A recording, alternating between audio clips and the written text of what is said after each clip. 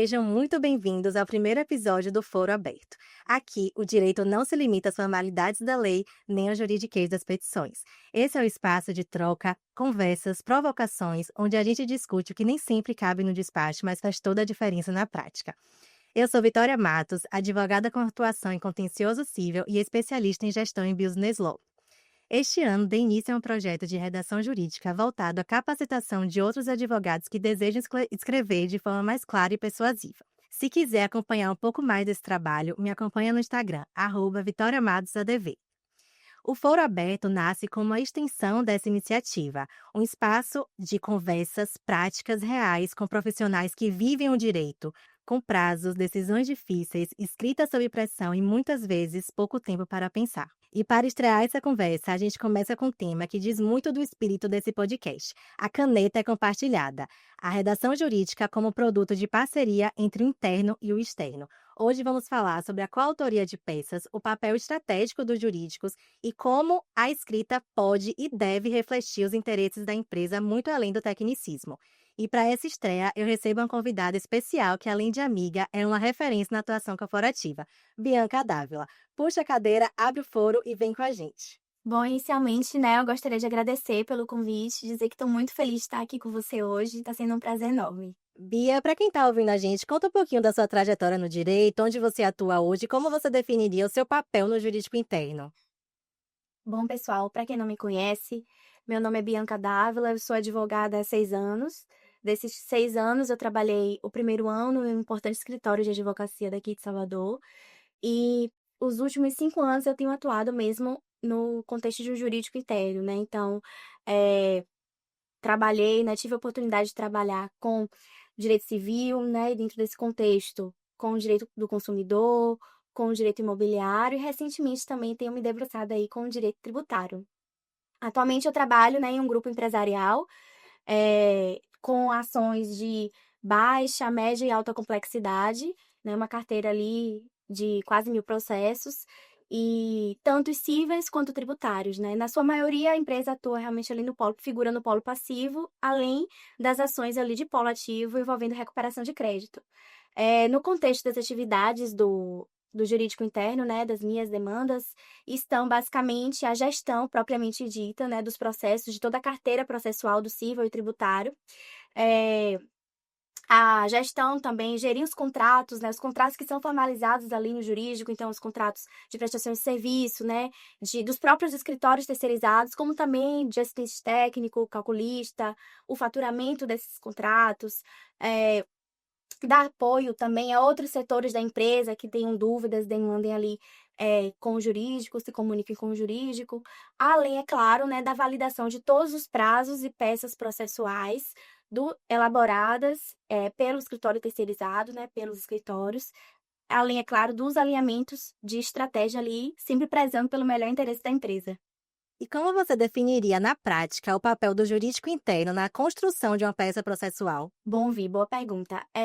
Eu acho que o jurídico interno, eu costumo dizer que ele é um interlocutor, né? É ele que faz a interface mesmo entre a empresa e o escritório, né? O jurídico interno, ele tem um conhecimento do negócio, ele tem a profundidade ali sobre a cultura da empresa, as diretrizes, os melhores interesses, até toda a parte histórica, né, mesmo da empresa. Então, é o jurídico interno que tem. Enquanto o escritório, ele tem a profundidade jurídica.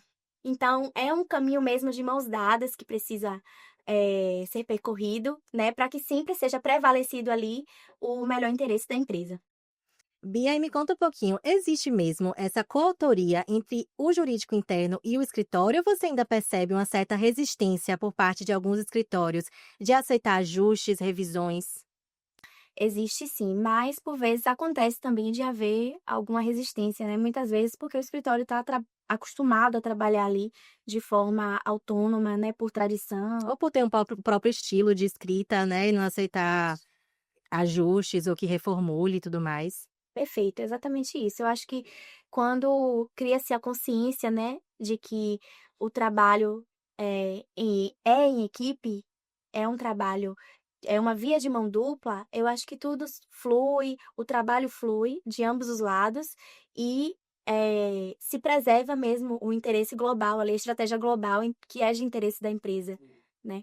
Sim, maravilha. E quais são os principais elementos que você observa em uma peça processual para que ela esteja realmente alinhada aos interesses da empresa e não só ali a tese jurídica? É, boa pergunta, Vi. Eu, geralmente, quando vou validar as peças, considero 3 pilares, né, importantes. Então, o primeiro deles é a coerência técnica, né, porque sem uma boa tese jurídica, sem uma boa base técnica, aquela tese ela não se sustenta. O Sim. segundo ponto também seria a o próprio alinhamento institucional, né, ali os interesses da empresa que estão sendo discutidos, se garantir que eles de fato sejam prevalecidos.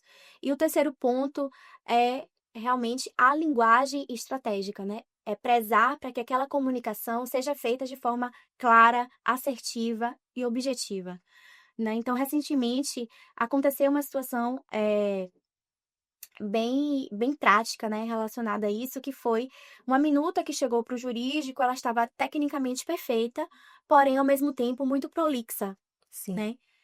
A as E fica cansativo só de você abrir a petição, imagine para o juiz então, né? Perfeito, é esse o ponto, eu acho que foi o que eu pensei. Para mim já estava cansativo, imagine para o juiz. Então, eu fiz alguns cortes estratégicos, reformulei alguns parágrafos justamente, para que aquela comunicação fosse feita de uma maneira mais eficaz, sem tantas, eh Enrolação, repetição. Perfeito. Eu observo muito isso nas petições, principalmente quando a gente está falando de advogados mais antigos, mais experientes, que têm certos vícios de linguagem e também que estão acostumados naquele estilo de redação ultrapassado. Então, entregam uma peça com tópicos enormes, parágrafos extensos, achando que está ali demonstrando o direito em si, quando na verdade só está de fato enrolando, né. E o juiz hoje, que está tão sobrecarregado, que faz leitura dinâmica, né, precisamos falar sobre isso também, vai olhar aquela petição e vai passar direto, não vai prestar atenção, né. E aí pode ser que algum elemento importante passe despercebido ali no meio. Que é justamente a tese central, né, que é o que a gente quer prevalecer e comunicar.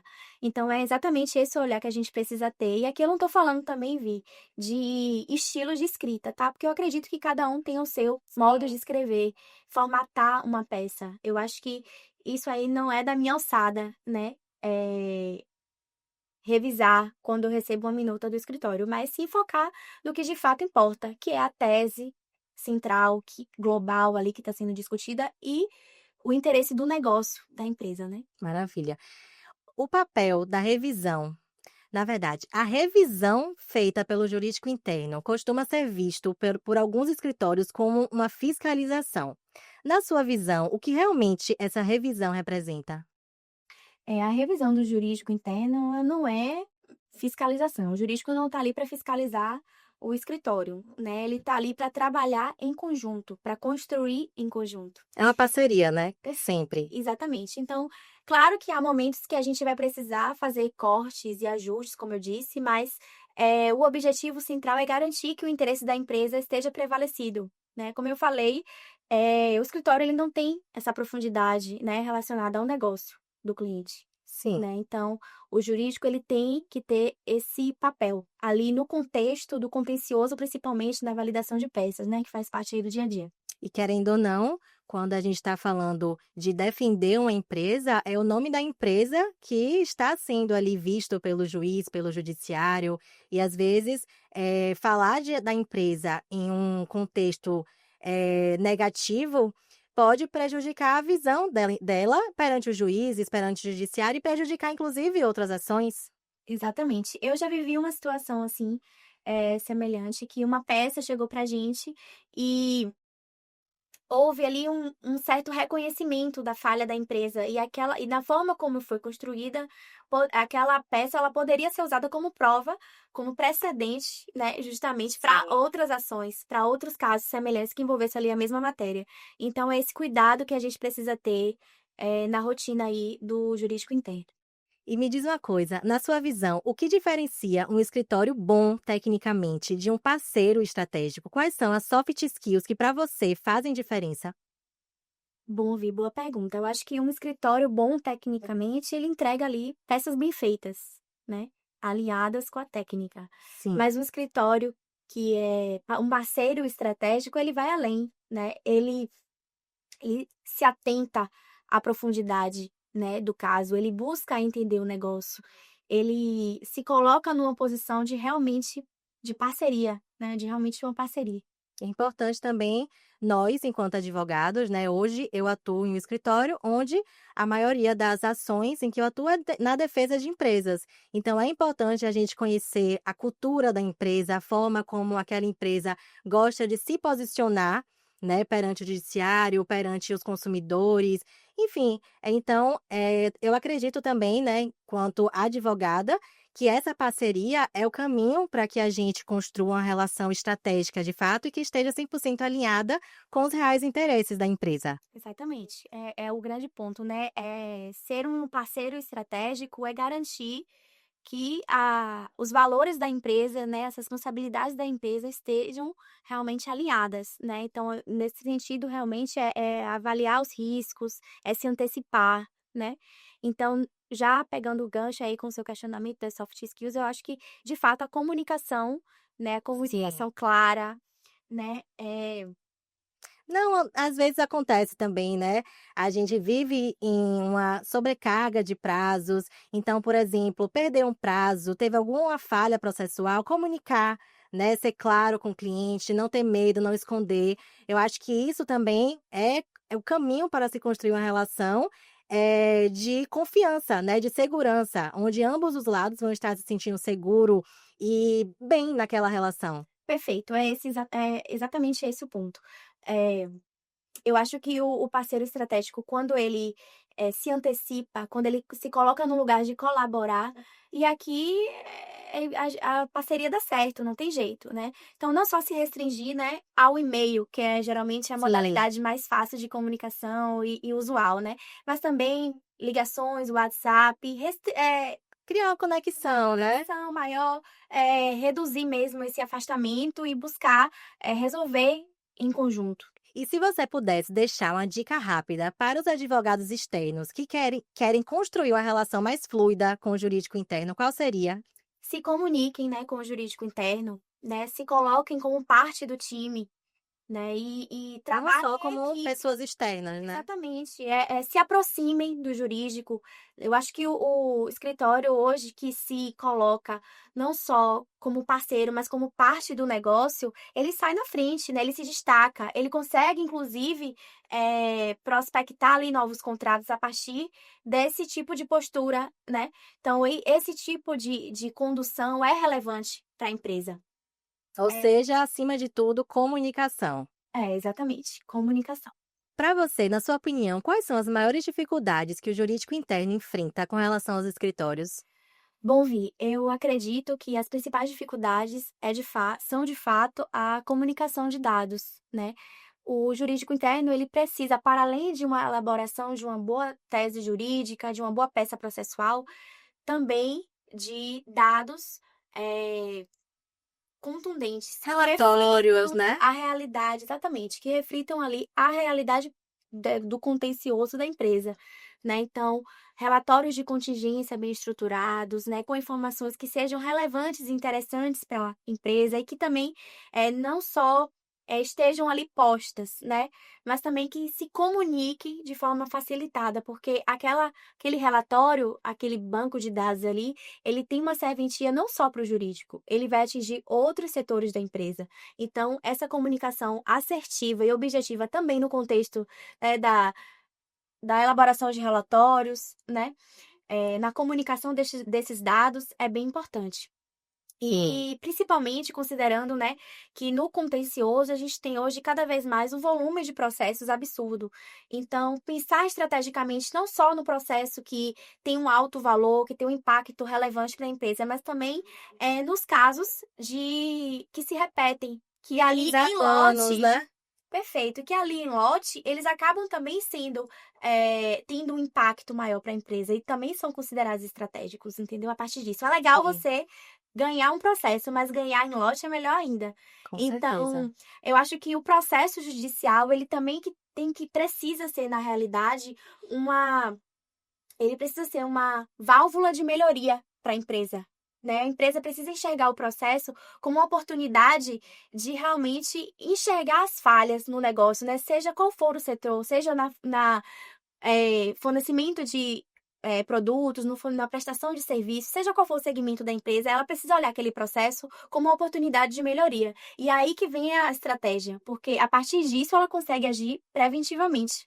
Sim, e esses relatórios são importantes também porque a partir da análise de dados, a gente consegue inclusive, prevenir mais conflitos, mais litígios, né. Então, se a gente tem uma planilha estruturada com dados e alguns dados se repetem, a gente pode atuar estrategicamente para evitar que aqueles dados eles se repitam e se transformem em novas ações. Então, por que que a gente tem 500 ações com o mesmo fator gerador e como a gente pode, trabalhar na raiz desses problemas, né. Então a análise de dados eu vejo muito funcionando para esse objetivo, né, não só de você analisar o contexto dos litígios que já existem, mas de você principalmente prevenir novas ações. Perfeito, é exatamente esse o ponto, porque aí o jurídico e o escritório também deixam de atuar ali como mero apagador de incêndio, né? Ele passa a atuar de uma forma preventiva, Sim, resolvendo com os certeza. problemas de forma eficaz e evitando que novos processos envolvendo aquele mesmo tema voltem a acontecer. Então, o papel do escritório, né, do parceiro estratégico nesse contexto, acaba tendo uma relevância muito grande para a empresa, agregando valor à empresa. Então, o escritório que faz a entrega, né, desses dados, que comunica de uma forma assertiva e objetiva, atendendo aos interesses da empresa, procurando entender quais são as informações essenciais ali para o dia a dia da empresa, ele passa na frente. Ou seja, atualmente, para você prestar uma boa assessoria jurídica enquanto advogado, não basta apenas você fazer pós-graduação, né, de você conhecer o direito material em si, mas é muito importante também que você se atente à tecnologia, a essas inovações tecnológicas que possibilitam entregar para o seu cliente essa análise de dados de uma maneira completa, de uma maneira robusta e sem muita dificuldade.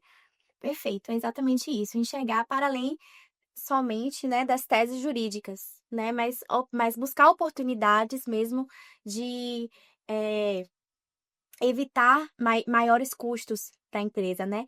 Então, no jurídico interno, a gente tem que ter realmente, uma cabeça de empresa, pensar como a empresa, porque no fim do dia, o que é que a empresa quer saber, né, qual é a melhor estratégia, que caminho eu vou seguir, o que é menos custoso, mais seguro, né, mais rápido.